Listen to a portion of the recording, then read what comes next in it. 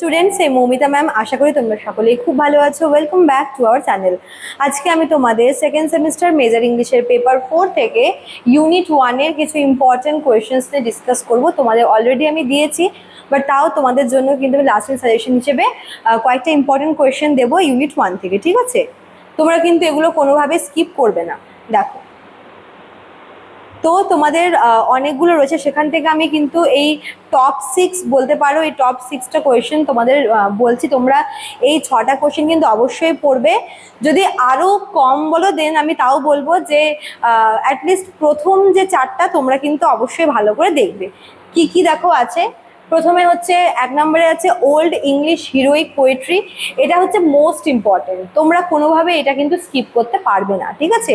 Heroic poetry এর ফিচার্সগুলো, reference চাইবে কোনো একটা হিরোইক টেক্সটের। ঠিক আছে? তারপর দেখো 2 নাম্বার বিগিনিং অফ প্রোস। এখানে হচ্ছে প্রোসের কি বলবো, যেখানে কিং অ্যালফ্রেডের হচ্ছে কন্ট্রিবিউশন চাইতে পারে সাথে। 3 নম্বরে আছে হচ্ছে মিডল ইংলিশ রোম্যান্সেস। এখানে মিডল ইংলিশ রোম্যান্স কি, এর যে হচ্ছে 3টা স্টেজ ছিল সেগুলো ক্যারেক্টারিস্টিক আসতে পারে। 4 নম্বরে আছে হচ্ছে ওল্ড ইংলিশ এলিজি, এর মেন ক্যারেক্টারিস্টিক বা ফিচার্সগুলো আসতে পারে। তো তোমরা এই 4টা কোয়েশ্চেন কোনোভাবেই কিন্তু স্কিপ করতে পারবে না। দেন 5 নম্বরে হচ্ছে ওল্ড ইংলিশ খ্রিশ্চিয়ান পোয়েট্রি বা ওল্ড ইংলিশ রিলিজিয়াস পোয়েট্রি। এখানে ক্যাডমন সেনেউলফের তোমাদের কিন্তু রেফারেন্স চাইতে পারে। লাস্ট হচ্ছে 6 নাম্বার যেটা, সেটা হচ্ছে রিলিজিয়াস ড্রিম অ্যালেগরি। এই দুটো 5 আর 6 নাম্বারটা কিন্তু আমি তোমাদের হচ্ছে শেষে দিয়েছি। এগুলোও পড়তে হবে, বাট প্রথম 4টা তোমরা কিন্তু অবশ্যই পড়বে। ঠিক আছে? তো এই 6টা টপিক তোমরা ইউনিট 1 থেকে রেডি করে যাবে তোমাদের হচ্ছে পেপার 4 থেকে।